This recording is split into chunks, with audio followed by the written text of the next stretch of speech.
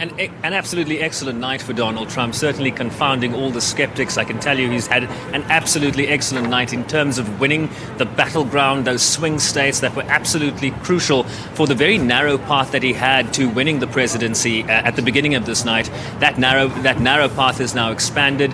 Projections that had Hillary Clinton at about 85% likely to win this presidential election has now reversed completely, with Trump now at 95% chance of pulling off a comeback win here tonight. And I can tell you we are gathered in Times Square with thousands of people that are watching the big screens. This is blue country, this is Hillary country, and a lot of people are very, very disappointed here. Trump having an excellent night. He's just won the state of Georgia.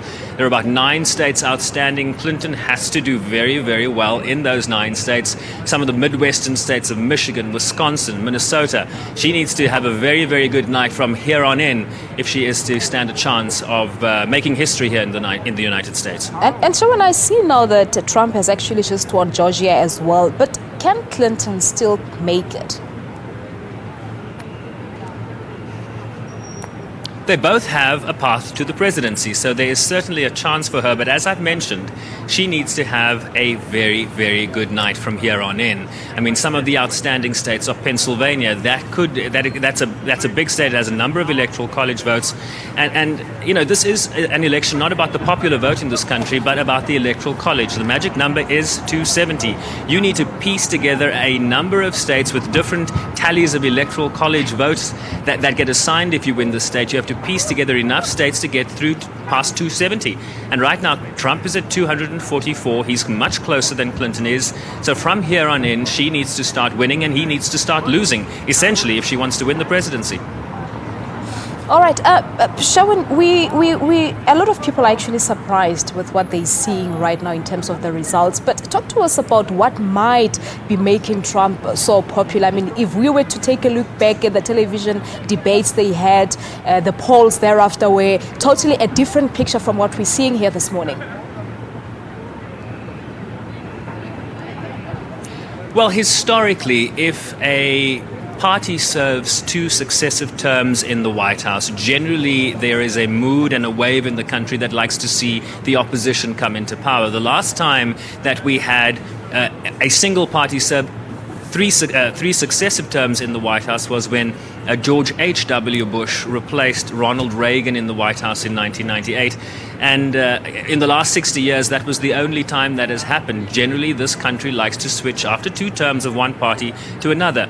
But in addition to that, the historic presidency and the historic nature of the first black president in the United States offended a lot of people in this country. Let's not mince our words. There are a lot of people that are angry that a black man is in the White House, and I think part of Trump's resurgence in this race is due to that. We are seeing a record turnout in this election. We were talking about swing states of Florida and Nevada seeing record turnouts among Hispanic voters. Well, I can tell you from the numbers we are seeing tonight, there's been a record turnout from white rural people in this country that have elevated Trump to now favorite for the presidency tonight.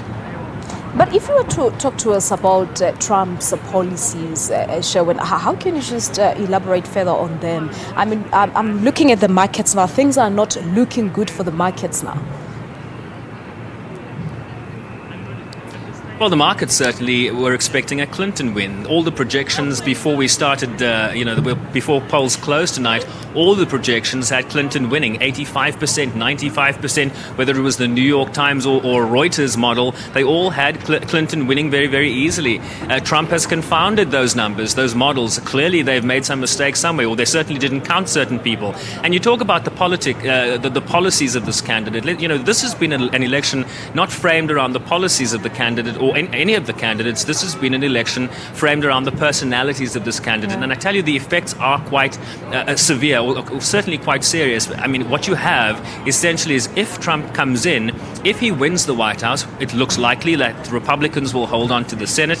It looks likely that Republicans will maintain their majority in the House of Representatives, which means the Republicans will control all 3 arms of government. And that spells, that could be the death knell for, the Obama legacy. For example, the Affordable Care Act, Obamacare. Trump has said that they will repeal and replace. And so there are a number of things you can think about. Relations with Cuba, will that now be turned around? in a Trump presidency. So there's a democratic legacy that is at stake here. And unfortunately for people like the first family, Barack Obama and Michelle Obama, this is not looking like a good night. And let's not even talk about Hillary Clinton and her husband, Bill.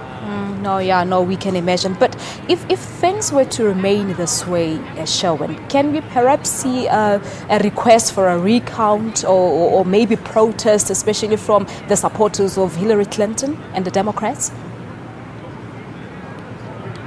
Well, it's certainly too early to speculate on recounts. We need to look very closely at the numbers that come in once all the ballots are in. I think what you have are a number of networks calling, projecting that certain candidates will win a certain state, but the numbers are still trickling in. And if there's a close tabulation in various states, then certainly that becomes an option. We saw that certainly in the cliffhanger in 2000, when Donald Trump and, when Al Gore and George W. Bush were in a very, very tight race, and Florida was eventually decided by the Supreme Court. So there is precedent for that, but it's too early to speculate on whether that will be the case in this election. So far, we are seeing Donald Trump doing very well, Hillary Clinton doing very badly.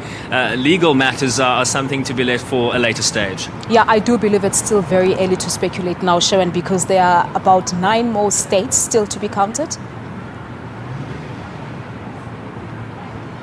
9 more states to be counted, and Hillary Clinton, if she wants to be known as a comeback kid, right about now would be a good time to start.